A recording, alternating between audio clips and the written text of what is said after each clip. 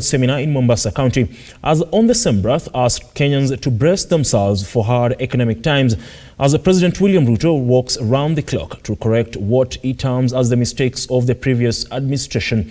Gachagua is adamant that Kenyans have no option but to endure huge taxes to repay the ever-increasing public debt in addition to funding various projects in the country. And as a reporter Henry Tende now files, the second-in-command has told the opposition to stop blaming President Ruto for the mistakes they contributed under the handshake arrangement. After former President Uhuru Kenyatta took a jibe at President William Ruto's regime for continuously blaming his former government for problems bedeviling the current administration, Deputy President Rigathi Gachagua has come out guns blazing to defend President Ruto over the cost of living. Gachagua says retired president must take blame for the sorry state of economy, accusing him of mismanaging the country in his 10 years tenure. I told the people of Kenya that we found empty coffers. I told the people of Kenya we have found a 9.6 trillion public debt. I told the people of Kenya we have found pending bills of 900 billion. I told the people of Kenya we have found a demoralized public service. I told the people of Kenya we were almost facing an economic shutdown. The deputy president says Uhuru's government was dogged with plundering of public resources and high level of corruption. When we tell the story, because we are going to tell the story, people will be shocked. How $2 billion was taken from the central bank and put in a private bank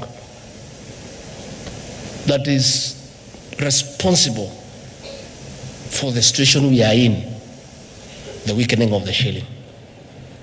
To be fair to everybody, how do people expect a government to fix a 10-year mess in 1 year?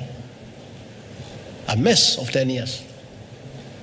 Through state capture, conflict of interest, outright theft of public resources,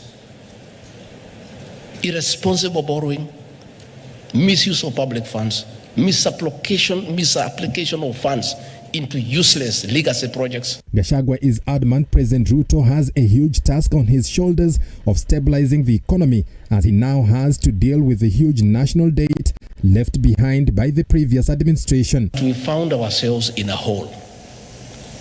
And what you do if you are an intelligent person, when you find yourself in a hole, you first stop digging and figure out how to get out. And that is exactly what we have done. Tightening revenue collection, sealing leakages, making sure that every cent is collected to pay public debt. The opposition led by former Prime Minister Raila Odinga did not escape Gachagua's wrath. He says the outfit is playing politics with the current hard economic times, insisting Kenyans must pay huge taxes to repay the ballooning national debt. Those debts must be paid, and they'll be paid by the people of Kenya, not by William Ruto or Rigathi Gachagua.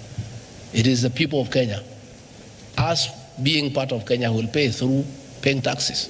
The deputy president has now demanded that the opposition stops blaming President Ruto, as it was part and parcel of the previous administration through the handshake arrangement. These people shouting left, right and center telling us to default so that we can be blacklisted as a banana republic. Are they telling us not to pay the Eurobond? Are they telling us not to pay what we owe the local banks? We want them to come and tell us. Don't just shout. Offer a solution. Henry Tende, Look Up TV.